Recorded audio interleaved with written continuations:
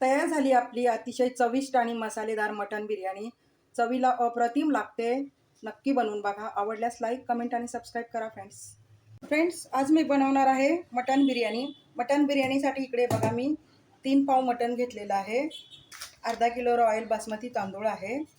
आलं लसूण पेस्ट आहे. तर सगळ्यात पहिल्यांदा आपल्याला मटण शिजवून घ्यायचं आहे. तर त्यासाठी मी आलं लसूण पेस्ट घालते. 3 तमालपत्र तोडून घातलेले. हे आहेत गरम मसाले, चक्रफूल आहे, दालचिनी आहे आणि वेलची. तर मी पाऊण किलोच्या प्रमाणात घेतलेलं आहे.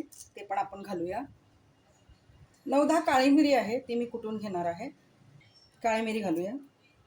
इकडे मी कांदा आणि टोमॅटो अर्धा अर्धा घेतलेला आहे.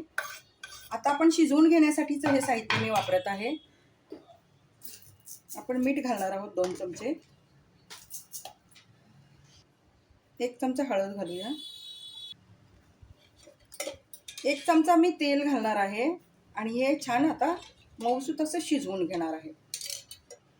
मऊसूत असं नाही, मी 60% शिजवून घेणार आहे. नंतरचे 40% आपण बिर्याणी बनवू ना, तेव्हा भातासोबत ते शिजणार आहे. आत्ता मी हे अर्धा तास शिजवून घेणार आहे. कुकरमध्ये नाही लावणार आहे, कारण कुकरमध्ये खूप मऊ होतं आणि बिर्याणीसाठी आपल्याला मऊ नको आहे. फोडणी मारणार आहे. मटण शिजून तयार झालेलं आहे. मी या कढईमध्ये कांदा तळून घेतला होता, तर मी तेच तेल. आता छोटा 1.5 चमचा मी डालडा घालणार आहे. तुम्ही तूपही घातलं तरी चालेल, पण डालड्याने सुद्धा तेवढीच चव येते, जेवढी तूप घातल्यावर येते ना तेवढीच.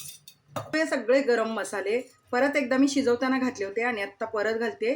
अर्धा किलो मटणच्या प्रमाणात मी घेतलेले आहेत. लवंग आहे, काळी मिरी, दालचिनी, चक्रफूल आहे आणि 2 हिरवी वेलची आहे. आपण ती घालून तळून घेऊ. आता घालते मी तमालपत्र. आता घालूया शहाजिरं.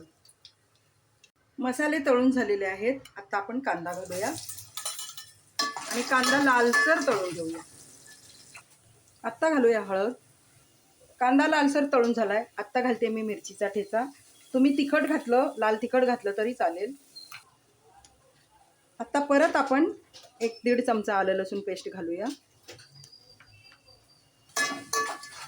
छान तळून घ्यायचं.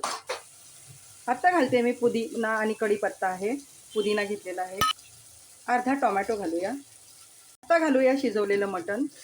पाण्यासहित घालायचं, कारण खरी चव सगळी पाण्यालाच असते. आता आपण हवं तेवढं पाणी घातलेलं आहे आणि आता याला उकळी काढूया. आणि उकळी काढून 5 मिनटं झाले की आपण धुतलेला तांदूळ घालूया. आता मी थोडासा लिंबू पिळून घेतला आहे. अर्धा छोटा लिंबू आहे, तो घ्यायचा. लिंबामुळे बिर्याणीला चव अगदी छान लागते. आता अर्धा किलो बिर्याणीच्या प्रमाणात आपण मीठ घालूया. इकडे मटणच्या रश्श्याला उकळी आले.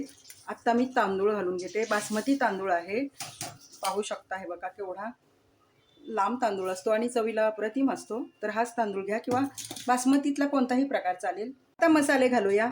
हा आहे माझा घरगुती संडे स्पेशल चिकन मटन मसाला. व्हेज नॉनव्हेज दोन्हीलाही चालतो. माझ्याकडे खानदेशी बिर्याणी मसाला आहे, तो पण घालूया.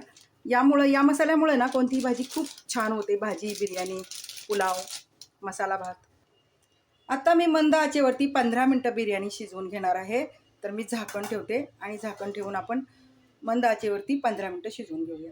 बिर्याणी तयार झालेली आहे, पाहू शकता. भात एकदम सुट्टा सुट्टा झाला आहे. आता वरून मी तळलेला कांदा घालणार आहे. याला बिरिस्ता म्हटलं जातं, तर आपण तो घालून घेऊया.